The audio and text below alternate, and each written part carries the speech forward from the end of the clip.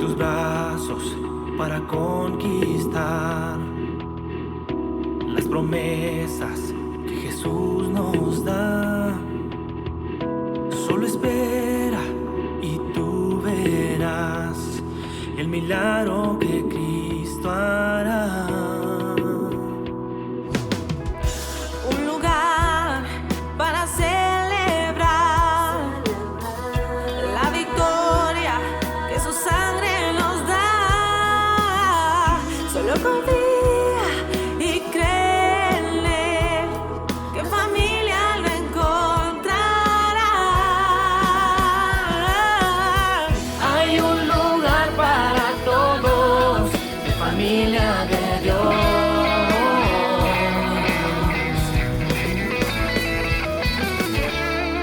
Familia de Dios.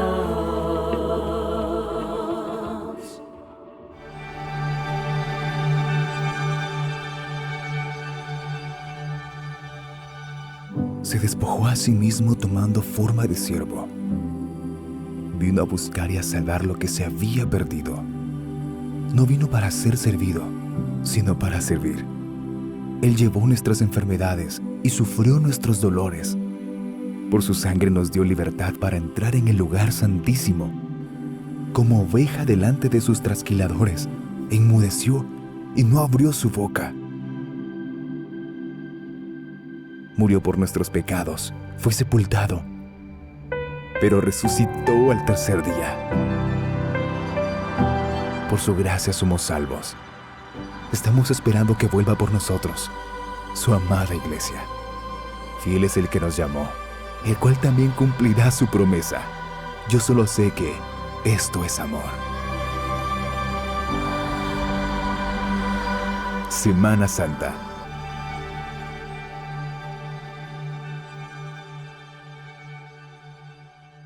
Hoy vamos a adentrarnos entonces a la palabra de Dios. El tema que exploraremos esta mañana es la majestuosa humildad de Jesucristo. La majestuosa humildad de Jesucristo. Su reino es un reino distinto.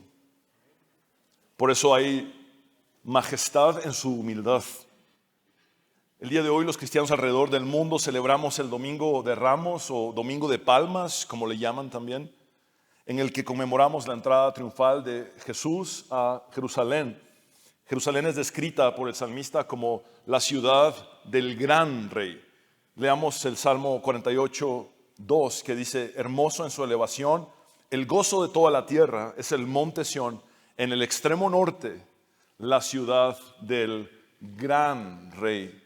Y aunque en el nuevo pacto nuestro enfoque ya no está en la Jerusalén terrenal, sino en la Jerusalén celestial, debemos recordar que en los tiempos bíblicos Jerusalén era el centro de la vida espiritual de Israel y de su esperanza mesiánica. Después de que Jesús nació en Belén, los magos paganos del oriente llegaron a Jerusalén preguntando: ¿dónde está el rey de los judíos? Desde que Jesús era un niño de alrededor de 2 años, ya vemos que personas de una distancia muy larga llegan a buscarle como rey. Luego, alrededor de 31 años más tarde, vemos que una multitud lo aclama como rey en su entrada triunfal a Jerusalén. Aquel día marcó el inicio de la última semana de la vida de Jesús antes de morir en la cruz, es decir, el Domingo de Ramos señala el comienzo de la semana de la pasión de Cristo. El Señor había anunciado en por lo menos 3 ocasiones a sus discípulos que iba a ser entregado en manos de sus enemigos, que le escarnecerían y crucificarían. Jesús sabía que se acercaba el final de su ministerio terrenal y que en pocos días debía culminar su obra muriendo por nosotros en la cruz del Calvario, donde él diría: consumado es. En la entrada triunfal, Jesús se muestra a sí mismo deliberadamente de forma pública, como nunca antes lo había hecho. ¿Recuerdan ustedes que cuando Jesús hacía algún milagro, algunas veces daba la instrucción de vete y no digas a nadie lo que ha sucedido? Pero acá vemos un contraste inmenso porque Jesús intencionalmente se muestra públicamente en un momento en el que Jerusalén estaba repleto de personas. Literalmente la ciudad fue conmovida o sacudida. El ingreso de Jesús en aquella ciudad era también el camino hacia la cruz. El sacrificio expiatorio del Cordero de Dios, y cuando decimos expiatorio significa que Él murió por nosotros, pero además Él murió en nuestro lugar. Él no solo murió para perdonar nuestros pecados y limpiarnos de nuestra maldad, Él también murió tomando el lugar que nos correspondía a nosotros en la cruz. El sacrificio expiatorio del Cordero de Dios, el Mesías Salvador del mundo, debía ser conocido por toda la humanidad. El suceso de la entrada triunfal es tan importante que es relatado por los 4 evangelios, los 3 sinópticos, Mateo, Marcos y Lucas, y el evangelio de Juan. El suceso previo a este, que es relatado por los 4 evangelios, es la alimentación de los 5,000. Y en aquella ocasión, Juan nos relata que la multitud, después de ser alimentada en la multiplicación de los panes y los peces, quiso proclamar a Jesús como rey, pero en esa ocasión de la multiplicación de los alimentos, Jesús evade esto y escapa de la multitud, huye hacia un monte. Ahora en contraste, vemos que Jesús de forma intencional permite que la multitud lo aclame como rey. Hoy nos enfocaremos en el relato de Mateo de la entrada triunfal de Jesús a Jerusalén. Leamos el texto sagrado en el nombre del Padre, del Hijo y del Espíritu Santo, Mateo capítulo 21, versículos del 1 al 11. Cuando se acercaron a Jerusalén y vinieron a Betfagé, al monte de los olivos, Jesús envió 2 discípulos, diciéndoles: id a la aldea que está enfrente de vosotros, y luego hallaréis una asna atada y un pollino con ella, desatadla y traédmelos. Y si alguien os dijere algo, decid: el Señor los necesita, y luego los enviará. Todo esto aconteció para que se cumpliese lo dicho por el profeta cuando dijo: decida la hija de Sión, he aquí tu rey viene a ti, manso y sentado sobre una asna, sobre un pollino, hijo de animal de carga.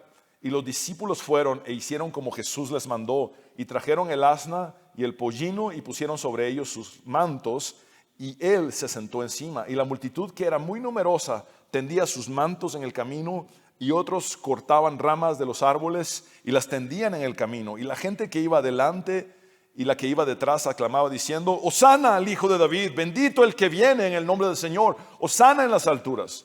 Cuando entró él en Jerusalén, toda la ciudad se conmovió diciendo: ¿quién es este? Y la gente decía: este es Jesús el profeta de Nazaret de Galilea. Este es el punto número 1, el conocimiento perfecto de nuestro Señor Jesucristo.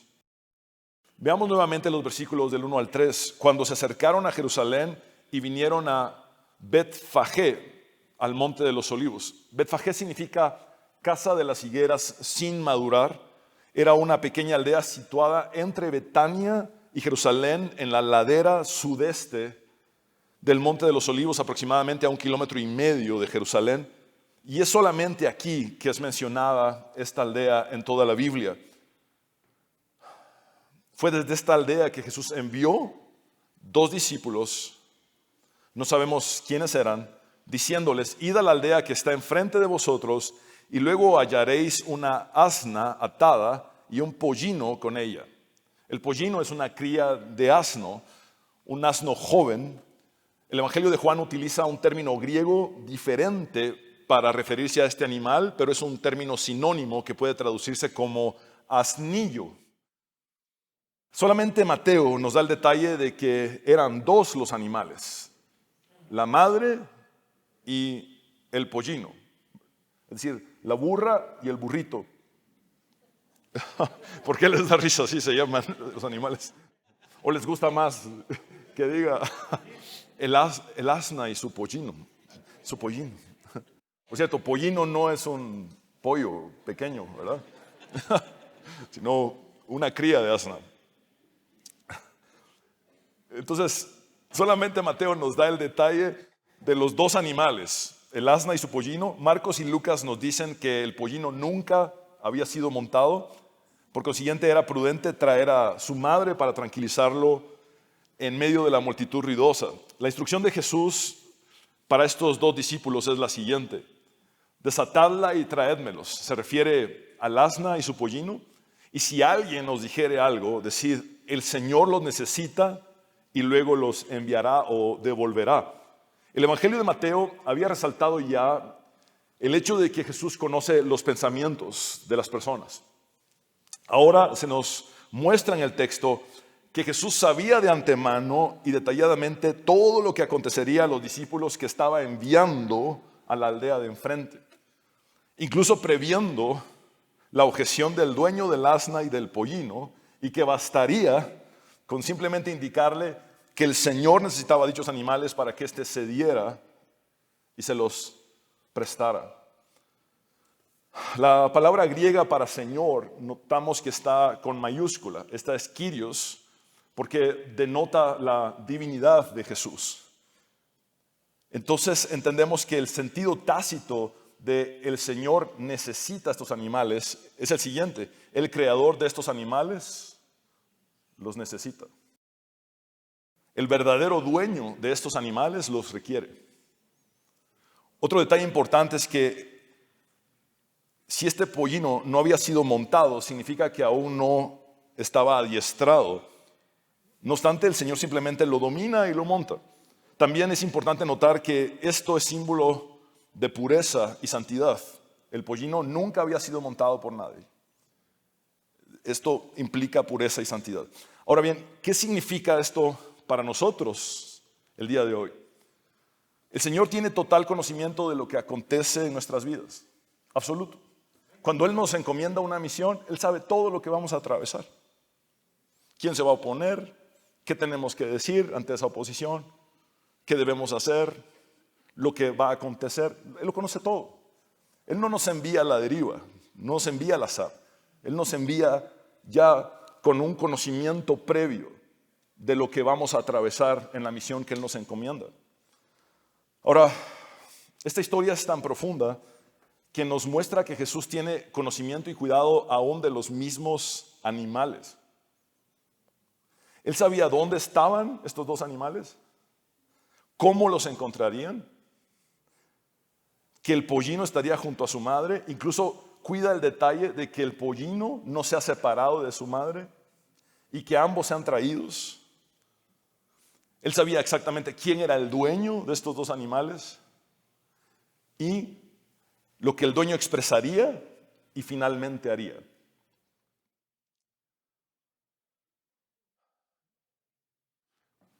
Recuerdo en una ocasión que mi esposa y las nenas encontraron a una perrita schnauzer hurgando entre la basura, en un estado precario.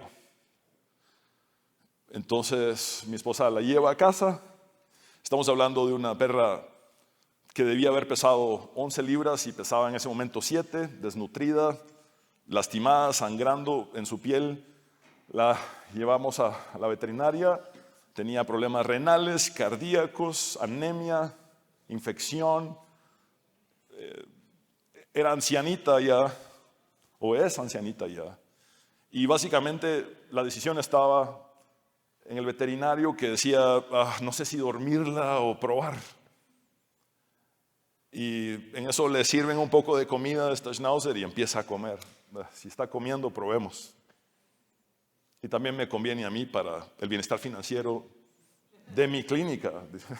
No, eso es una broma, porque sí, al doctor le convenía que viviera esa perrita. Al veterinario. Y bueno, nos dan 4 páginas de receta. Y mi esposa me dice, aquí está. Fue más caro el tratamiento que haber comprado una perrita cachorra, pero bueno, allí pasé 21 días triturando pastillas 3 veces al día y viendo cómo esta perrita se fue logrando, y aunque sigue siendo ancianita, ahora está saludable. Pero lo interesante es cuando mi esposa ya había hecho la travesura, ¿verdad?, de llevar la perrita, me dice, ¿y ahora qué hacemos con esta perra?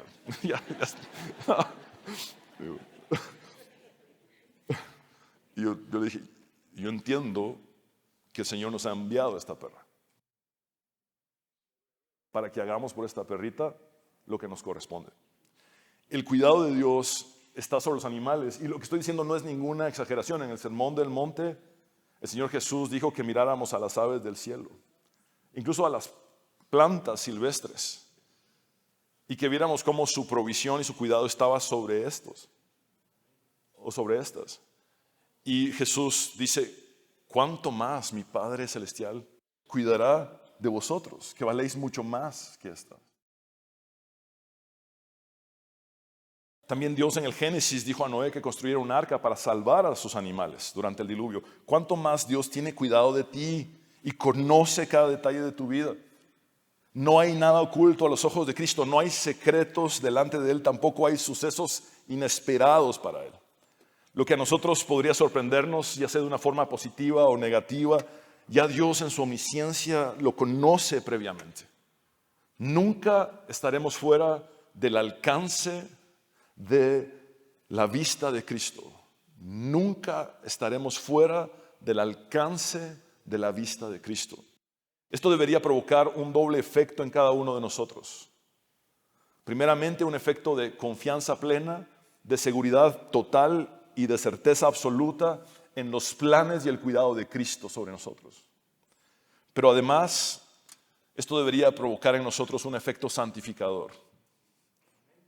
Jesús conoce todo acerca de nosotros, incluyendo nuestros pensamientos más profundos y los motivos más secretos de nuestros corazones. Al igual que aquellos discípulos, Él nos envía y nos guía con su Espíritu Santo. Asimismo, debemos estar conscientes de que Él conoce nuestro comportamiento público y privado. No hay nada que podamos ocultar de Él. No hagamos nada que no nos gustaría que Cristo viese, ni digamos nada que no nos gustaría que Cristo oyese.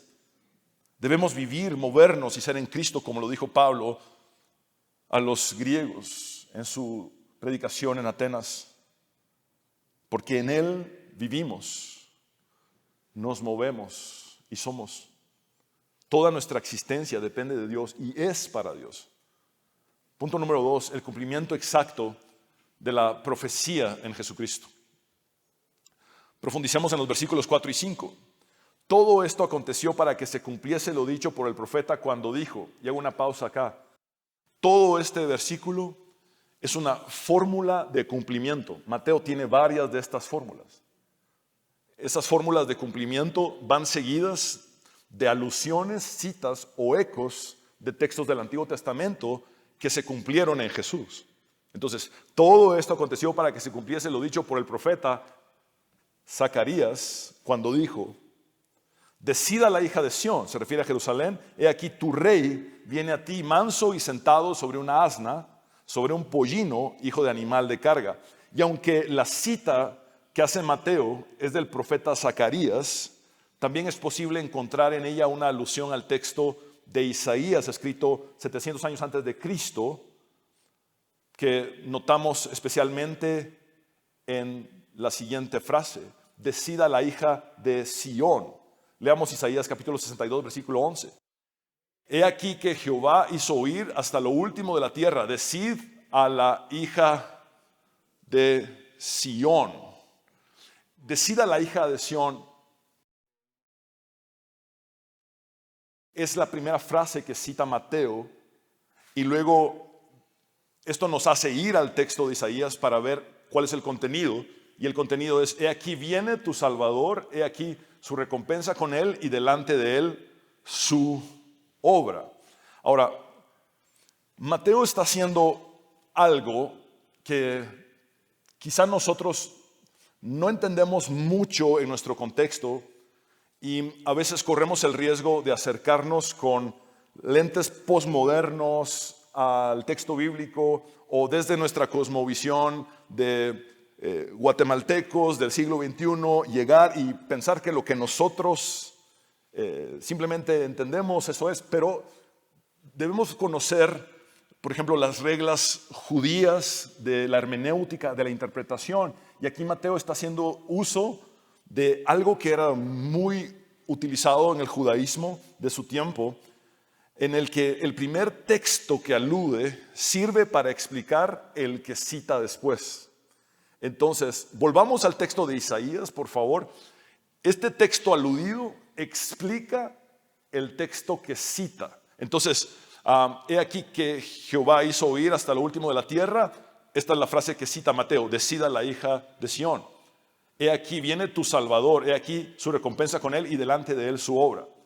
Y luego la cita textual que hace Mateo es de Zacarías, un texto escrito unos 500 años antes de Cristo, en Zacarías capítulo 9, versículo 9, que dice: alégrate mucho, hija de Sión, da voces de júbilo, hija de Jerusalén. Y acá está la cita que hace: he aquí tu rey vendrá a ti, justo y salvador, humilde y cabalgando sobre un asno, sobre un pollino, hijo de asna. Entonces entendemos que la alusión a Isaías sirve para explicar la cita siguiente de Zacarías. Y lo que Isaías dice es que vendría el Salvador. Entonces entendemos que ese rey que viene es Salvador y que vendría una recompensa, como dice Isaías, y delante de él su obra. Entonces ven cómo Isaías, que es aludido, complementa y explica el texto de Zacarías que es citado. Es decir, estamos hablando de hermenéutica judía. Mateo era un judío que estaba escribiendo a una audiencia judía, y es desde ahí que hay que entender el texto bíblico para entonces explicarlo responsablemente. Ahora, recordemos que en el Antiguo Testamento siempre se resaltó la humildad con la que vendría el Mesías Salvador. Y en la forma que Mateo cita tanto a Isaías como a Zacarías, es evidente que el evangelista está interesado en resaltar la majestuosa humildad de Jesús.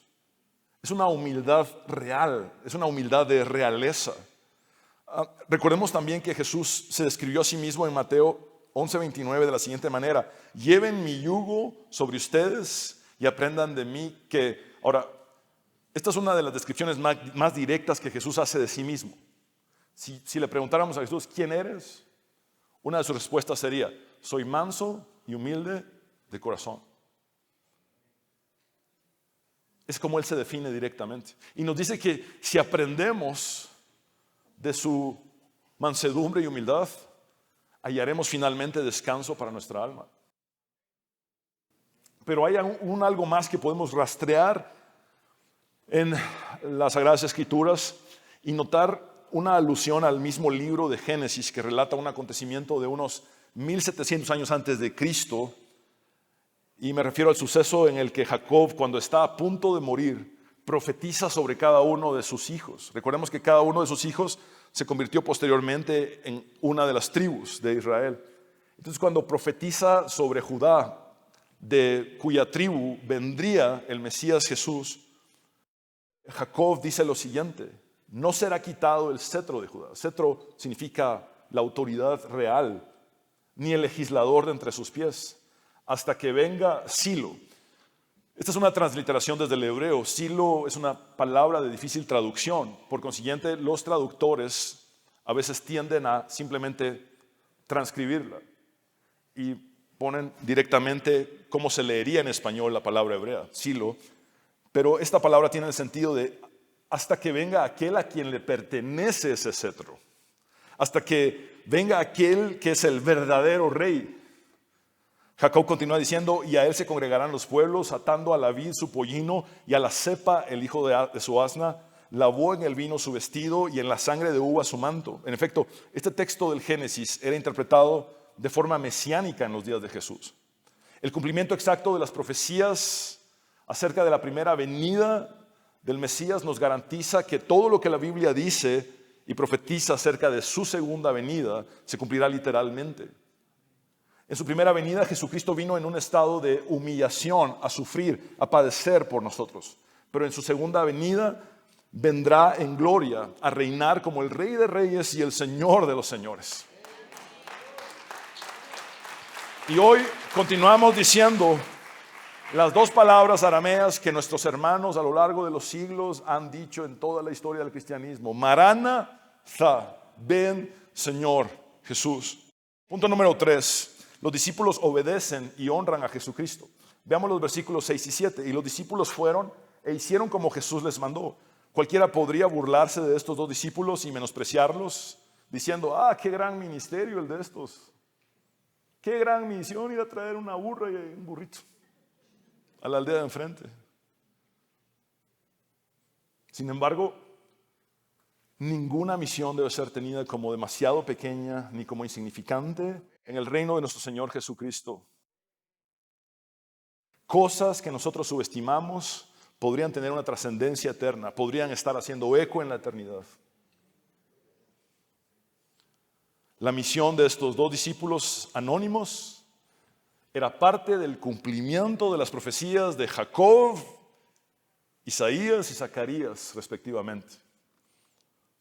Y también era parte de la obra eterna de salvación que estaba siendo cumplida por Jesucristo el Mesías, quien entraría a Jerusalén triunfalmente sobre este pollino, acompañado de el asna.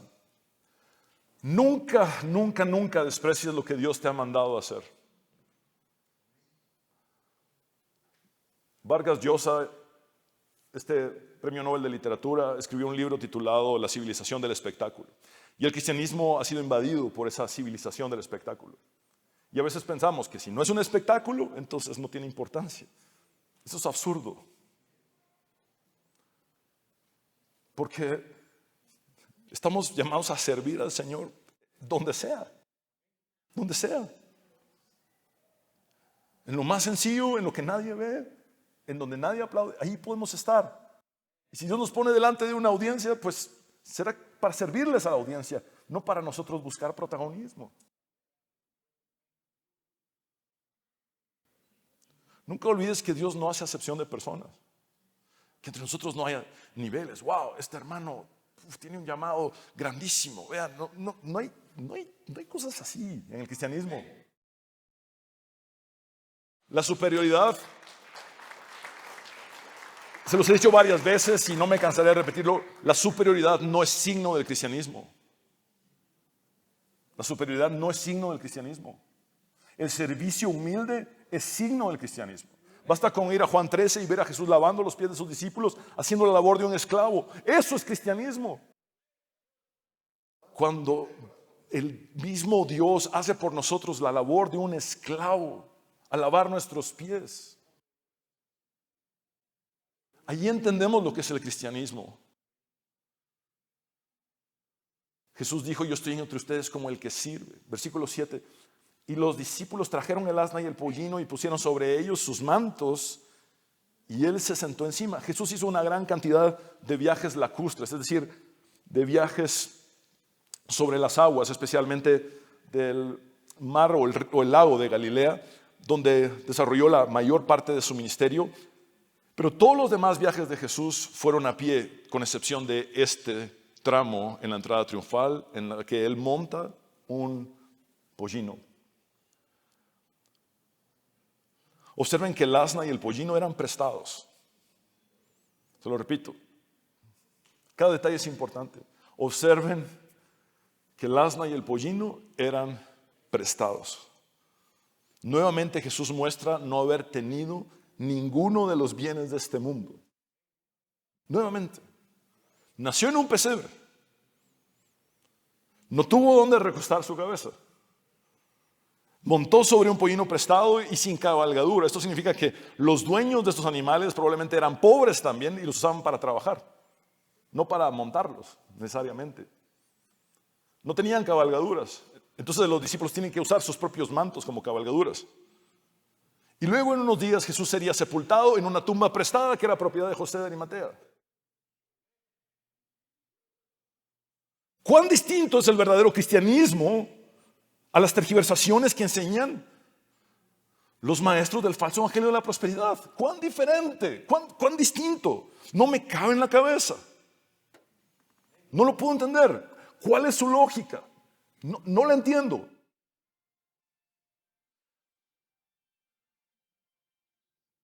Cuán distinto es el verdadero Cristo al que predican los amadores de sí mismos y del dinero.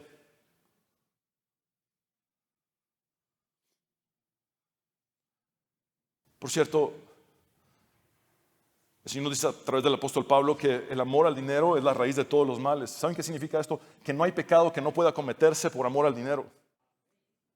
Cuando se ama el dinero, ves asesinatos. Cuando se ama el dinero, ves robos, ves corrupción, ves todo tipo de suciedad. Es la raíz de todos los males, el amor al dinero. También debemos notar que los discípulos que realizaron la misión de traer los animales fueron agentes anónimos del rey. Agentes anónimos del rey. Obedecieron a Cristo incondicionalmente, realizaron su tarea calladamente, estuvieron dispuestos a atender espontáneamente las necesidades. Al no haber una montura para que el Señor pudiera subirse sobre este pollino, ellos pusieron sus mantos, tanto sobre el asna como sobre el pollino, en señal de reconocimiento, homenaje y reverencia al Rey Jesucristo. La obra de estos discípulos, aunque anónima, no pasó inadvertida.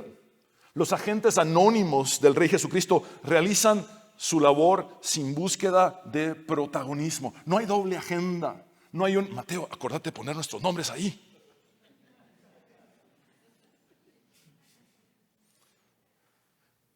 No hay búsqueda de aplausos. No hay búsqueda de la resonancia a la que nuestra naturaleza de pecado nos inclina. Esto es importante resaltarlo en nuestros días, ya que los púlpitos y los ambientes religiosos han sido plagados por el narcisismo y la megalomanía.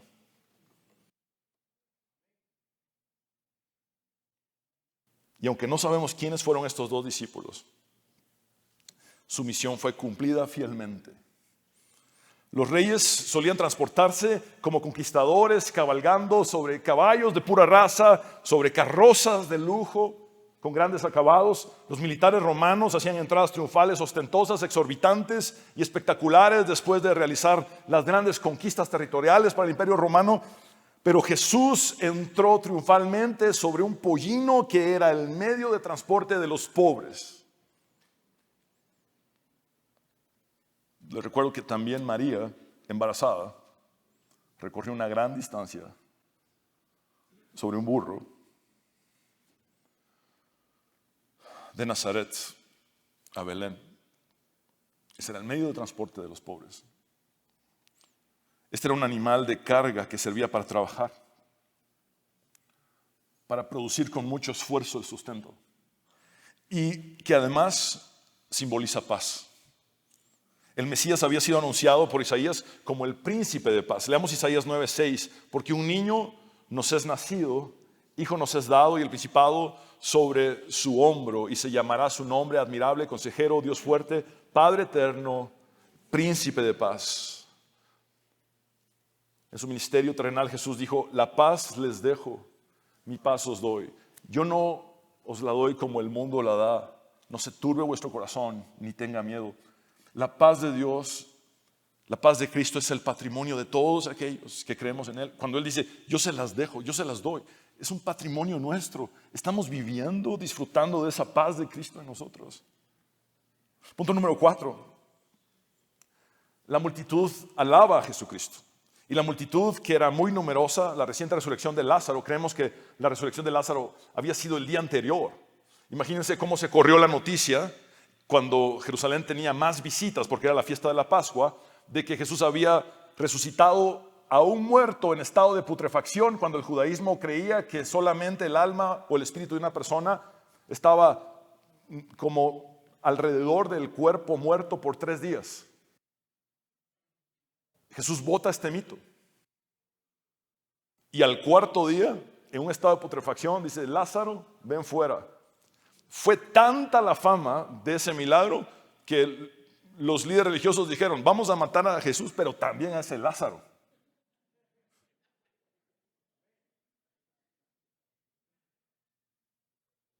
La celebración de la Pascua conllevaba el peregrinaje hacia Jerusalén, tanto de los judíos que habitaban Israel como de los judíos de la diáspora, es decir, los que vivían fuera de Israel.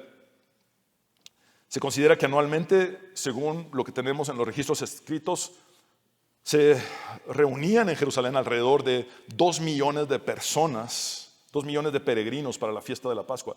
Estamos hablando de una cantidad exorbitante para aquel tiempo, para aquel momento en el primer siglo.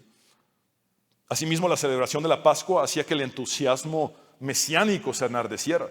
La Pascua les recordaba al profeta Moisés la salida de Egipto, la libertad de Egipto. Recordemos que Moisés había anunciado a otro profeta que vendría después, al que el pueblo debía escuchar. Por consiguiente, la Pascua iba acompañada de una gran expectativa mesiánica. La multitud, sigue diciendo el texto, tendía sus mantos en el camino y otros cortaban ramas de los árboles y las tendían en el camino. Estas acciones demuestran que honraron a Jesús como el verdadero rey davídico, el Mesías esperado. Y la gente que iba delante y la que iba detrás aclamaba. Esto implica que gritaban repetidamente diciendo, Hosana al Hijo de David. Hosana significa sálvanos ahora. Y el título Hijo de David es netamente una identificación mesiánica. Esto significa, sálvanos ahora, Mesías descendiente de David. La multitud también aclamaba diciendo, bendito el que viene en el nombre del Señor. Reconocieron a Jesús como el enviado de Dios. Hosana en las alturas. Esto tiene el sentido de Dios altísimo, sálvanos ahora por medio de aquel que has enviado, el Mesías del linaje de David. La aclamación de la multitud proviene del Salmo 118, versículos 25 y 26, que dice, oh Jehová, sálvanos ahora.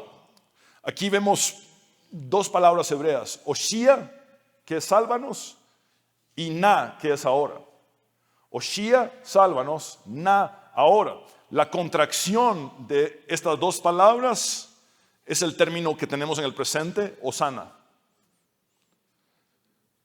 Hosana. Cada vez que decimos Hosana, estamos diciendo a Dios, sálvanos ahora. Te ruego, oh Jehová, que nos hagas prosperar ahora. Bendito el que viene en el nombre de Jehová. Desde la casa de Jehová os bendecimos. Estos salmos eran parte de la liturgia judía durante la Pascua, es decir, eran cantados durante todas las Pascuas.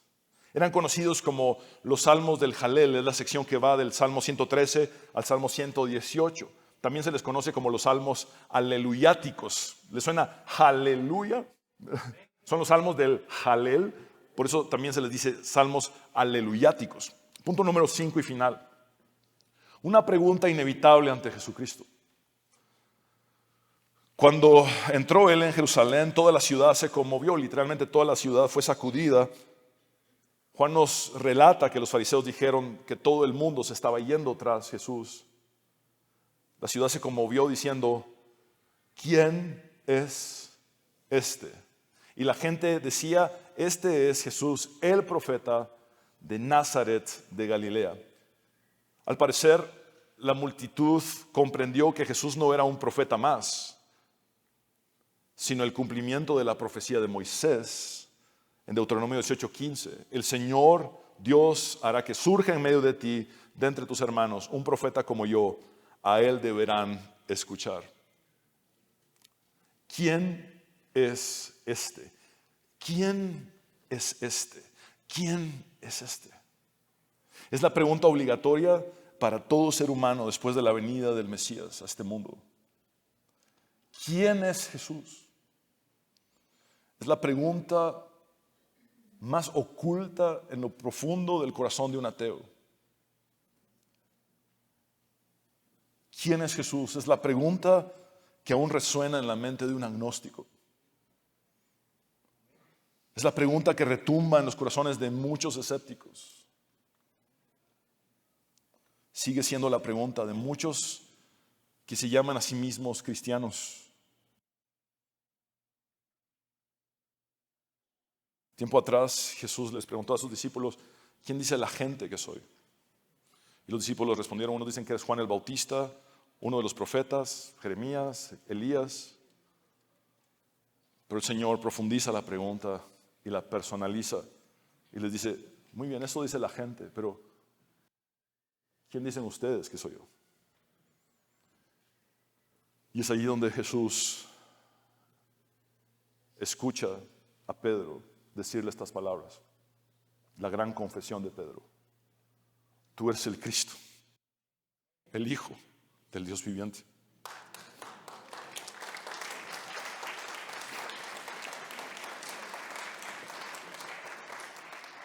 ¿Quién es Jesús para ti? ¿Quién es Jesús para ti? Ahora, no se trata de quién dice el pastor que es Jesús. No, quién dicen los demás que es Jesús. ¿Quién es Jesús para ti? ¿Quién es? ¿Quién es Jesús para ti? Hubo muchas reacciones diversas ante Jesús, como en nuestros días. Hay reacciones diversas ante Él.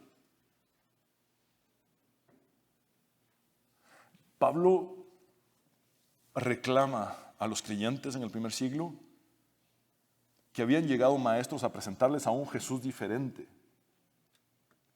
y que ellos les habían creído con mucha facilidad. Hay muchos predicando a un Jesús diferente. Y hay gente que está creyendo no en el verdadero Jesús, sino en un Jesús diferente. Los romanos percibieron que en la entrada triunfal podría estarse gestando un levantamiento popular. Los herodianos, que eran el poder judío gobernante aliado a Roma, temían ser derrocados y despojados de su poder. Los fariseos, que eran los líderes religiosos más prominentes, se inquietaron aún más y acrecentaron su odio y su envidia contra Jesús. La gente común estaba convencida de que su día de liberación finalmente había llegado en Jesús, el Mesías esperado. Sin embargo, sus expectativas estaban equivocadas porque fueron de un Mesías político y militar. La multitud estaba acertada en su alabanza hacia Jesús, pero sumamente equivocada en el entendimiento del reino de los cielos. Lo cierto es que muchos de los que gritaron Hosana en la entrada triunfal 4 días más tarde gritaron crucifíquenle, porque Jesús los decepcionó. Parecía que había entrado triunfalmente y finalmente había llegado el líder político y militar que los liberaría de las fuerzas de opresión y ocupación de Roma. Querían algo que solo quedara en los libros de historia y que para nosotros no significara nada en el presente, 2000 años después.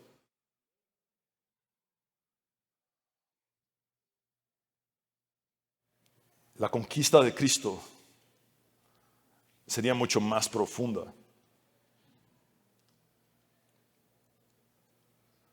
Se evidenciaría no en una obediencia servil, ni una sumisión servil a Él, sino en una transformación de los corazones y las vidas de los que creyeran en Él. Su conquista sería profundamente interna, espiritual y eterna sobre los creyentes de generación en generación.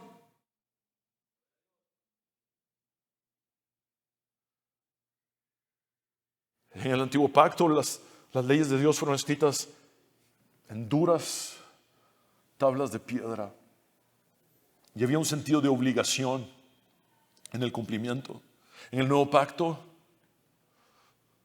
Dios ha escrito su ley en nuestros corazones y ya no hay un sentido de obligación, sino de obediencia por amor. En el nuevo pacto pasamos de tener que hacer a amar a hacer. El salmista dio indicios de eso cuando dijo, oh, cuánto amo tu ley. El cambio es desde adentro. La conquista es interna en cada corazón. ¿Cuál es tu reacción ante el Rey Jesucristo? Muchos cristianos no tienen problema al reconocer que Jesús es el Rey, pero su problema está en no rendirse a su señorío, a su dominio, a su soberanía. Por eso tengo graves problemas con el egocentrismo, que falta el respeto del Rey de Reyes, dándole órdenes como si fuera nuestro sirviente y no nuestro rey.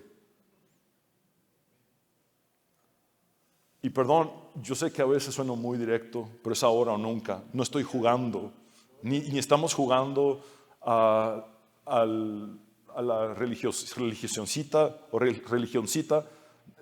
No estamos jugando a ser cristianitos. Esto es el cristianismo verdadero, el que estamos buscando vivir. Y en el cristianismo verdadero, Él es el Rey soberano, no el sirviente de ególatras. Somos suplicantes humildes, no ordenantes arrogantes. Él es el Rey de reyes y el Señor de señores. Nosotros somos sus súbditos, somos sus siervos. Tenemos que entenderlo de una vez y por todas. Una cosa es creer que Él es el Rey y otra cosa distinta es rendirse por completo a Él diciéndole: Señor, soy tu súbdito, gobiérname por completo, haz en mí tu voluntad, sé mi Señor, mi Salvador, mi Rey. Hoy puedes decirle a Jesús: Señor, quiero servirte en la misión que me encomiendes. Así sea ir a traer un par de animales a la aldea de enfrente, sea cual sea la misión. No estoy aquí para figurar ni para ser reconocido por nadie. Solo quiero hacer lo que tú me mandes. Eso es todo. Mi meta en la vida, Señor, es hacer tu voluntad.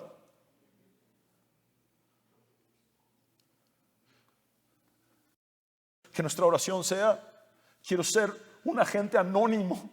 Quiero ser un agente anónimo del Rey de reyes y Señor de señores. Que mi nombre no trascienda, que mi nombre sea irrelevante. Porque en el momento que decidí seguirle, la instrucción de Él fue: si alguno quiere venir en pos de mí, niéguese a sí mismo y tome su cruz y sígame. Pero ahora, mercadeo, fotos, promoción, nombre. Dios ya se cansó de eso. Tiene que haber algo diferente. Agentes anónimos que estén dispuestos a hacer la labor sin búsqueda de trascendencia ni protagonismo delante de los demás.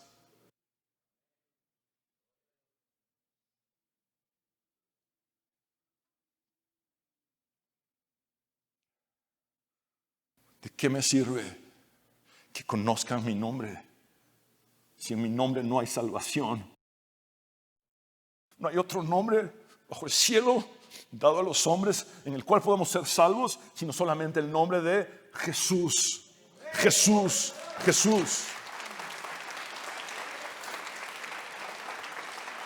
Señor, que nuestra oración sea que tú seas conocido, que tú seas proclamado, que tú seas predicado. Pablo lo dijo de esta manera: me propuse no hablarles de nada más que de Cristo y de este crucificado. ¿Saben por qué dice Pablo eso en parte? Porque los falsos apóstoles que él denuncia pasaban hablando de sí mismos. ¡Qué desperdicio! Hablar de uno mismo cuando es Jesús el que tiene que ser predicado. ¡Qué desperdicio fijar la atención sobre uno mismo cuando es Jesús quien tiene que ser visto! Solo en Él hay salvación. En la parte final del Evangelio de Mateo, Jesús dice: toda autoridad me ha sido dada en el cielo y en la tierra. Él es el Rey del universo que tiene autoridad tanto en el cielo como en la tierra, en el mundo espiritual como en el mundo físico. Cuán grande esperanza nos da Dios.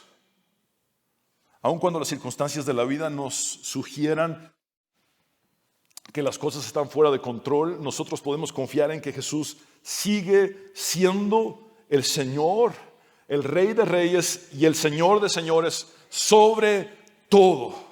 A Él sea la gloria por los siglos de los siglos, al Padre, al Hijo y al Espíritu Santo. ¿Es Jesús el Rey de tu vida? ¿Es Jesús el Rey de tu vida? No me respondas como evangélico rutinario. Amén. No estoy ofendiendo a nadie. No estoy tratando de ofender a nadie.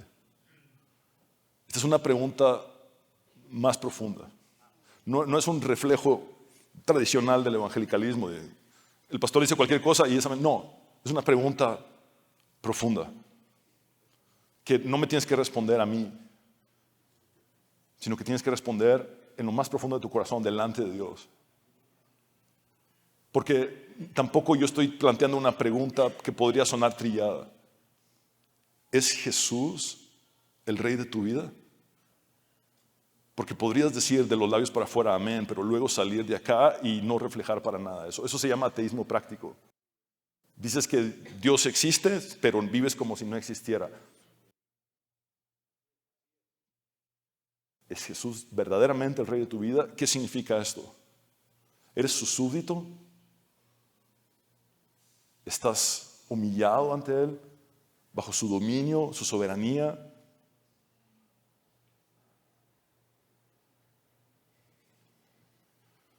Y perdón, no quiero ser ofensivo en lo que he dicho, pero quiero que vayamos más allá de nuestras rutinas religiosas, a lo más profundo de nuestros corazones y respondamos con integridad delante de Dios. Si es realmente Jesús el Rey de nuestra vida, y si no, este es el momento de rendirnos a su señorío, a su dominio y a su soberanía. Quiero invitarles a orar. Señor, te damos gracias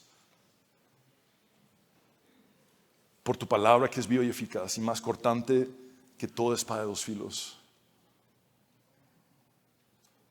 Señor, esto es demasiado serio. Esto se llama cristianismo. Y muchas veces caemos en rutinas, en respuestas, en un simple reflejo de labios para afuera. Pero hoy, Señor, yo sé que con tu Espíritu Santo estás apelando a lo más profundo de nuestros corazones. Amado Dios, perdónanos por no vivir como verdaderos cristianos. Perdónanos por tener un ateísmo práctico en el que decimos, sí, Dios existe, Dios es Rey, pero no vivimos reflejando eso. Señor, perdona nuestra religiosidad y nuestra falsedad, nuestra rutina, nuestra monotonía religiosa. Yo te suplico, Señor, que puedas obrar en nuestros corazones y transformarnos y hacernos entender que solo tú eres Dios y no hay otro, que tu reino funciona muy distinto a los reinos de este mundo, que cuando el enemigo te ofrece en el desierto los reinos de la tierra y la gloria de estos, tú los rechazaste y fuiste a una cruz, porque la forma de tu reinado empezaría muriendo por nosotros en la cruz. Por eso tu entrada triunfal es el camino a la cruz.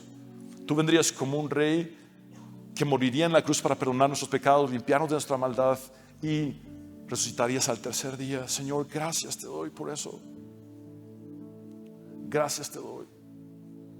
Gracias te doy. Porque en lugar de conquistar las tropas romanas, que ahora solo sería algo más en la historia, conquistaste corazones de generación en generación hasta nuestra generación, y aquí está nuestro corazón, Señor, conquistado por el Rey de Reyes y el Señor de los Señores. Tu amor nos constriñe, es lo que Pablo escribió. Tu amor nos ha atrapado, tu amor nos ha derrotado, tu amor nos ha capturado, nos conquistaste con tu amor. Hiciste una obra maravillosa en nosotros. Ahora es desde adentro hacia afuera. Ahora conquistas corazones, conquistas alma, espíritu, mente. Que nuestros frutos hablen de personas conquistadas por el Rey de Reyes y Señor de Señores. Señor, te ruego que podamos vivir bajo tu señorío, bajo tu dominio, bajo tu soberanía, diciéndote, tal cual nos enseñaste a orar, hágase tu voluntad como en el cielo, así también en la tierra. Señor, gracias por hablarnos. Hoy reconocemos que tu reino es un reino distinto, totalmente diferente. Funciona de una forma opuesta a los reinos de este mundo. En tu reino el mayor es el que más sirve, y tú viniste como el que sirve. Ayúdanos a vivir un cristianismo no de protagonismos, sino de servicio. Que podamos ser agentes anónimos, que nuestros nombres sean irrelevantes, porque el único nombre bajo el cual hay salvación es el tuyo. Es en tu nombre que toda rodilla se doblará y toda lengua confesará que Jesucristo es el Señor. Por eso, Señor, yo sé que con tu Espíritu Santo estás tocando corazones de mis hermanos que han caído en rutinas de religiosidad evangélica, y les estás haciendo ver que esto es mucho más profundo, esto es mucho más serio, esto es mucho más grande. Es reconocerte como el Rey y estar dispuesto a entregarte absolutamente todo en nuestras vidas. Señor, transfórmanos. Gracias por librarnos de la esclavitud. Gracias por darnos libertad. Gracias te doy, mi Señor, por tu obra en mis hermanos, porque tu amor nos inunda. Gracias, Señor, por ser el Rey de Reyes y Señor de Señores. Te esperamos. Sabemos que entraste sobre un pollino, hijo de asna, pero que volverás en un caballo blanco, y sobre ti dirá Rey de Reyes y Señor de Señores.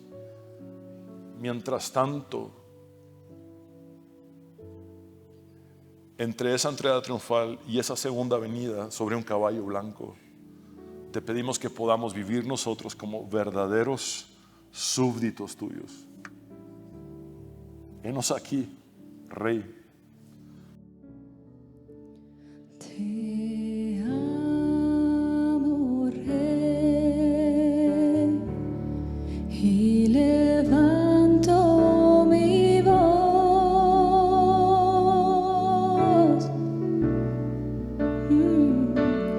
para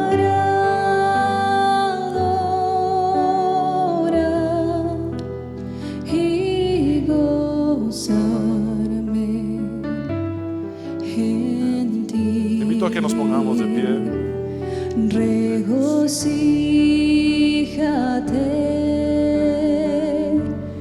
y escucha mi Rey,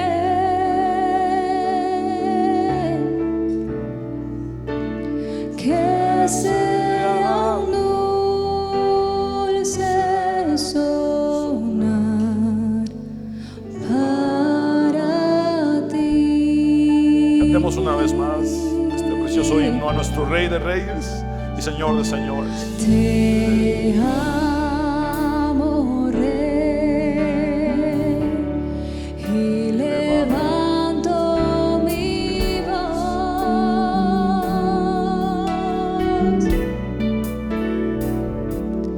para adorar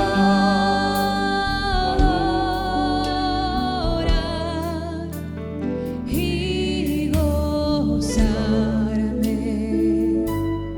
en ti. Regocíjate y escucha mi Rey,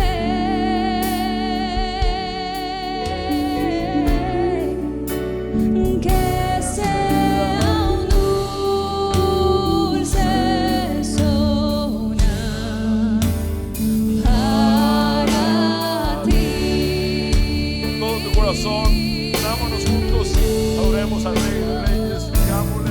Te amo, Rey,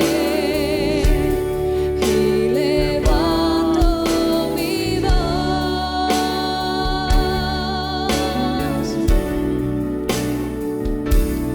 para adorar y gozarme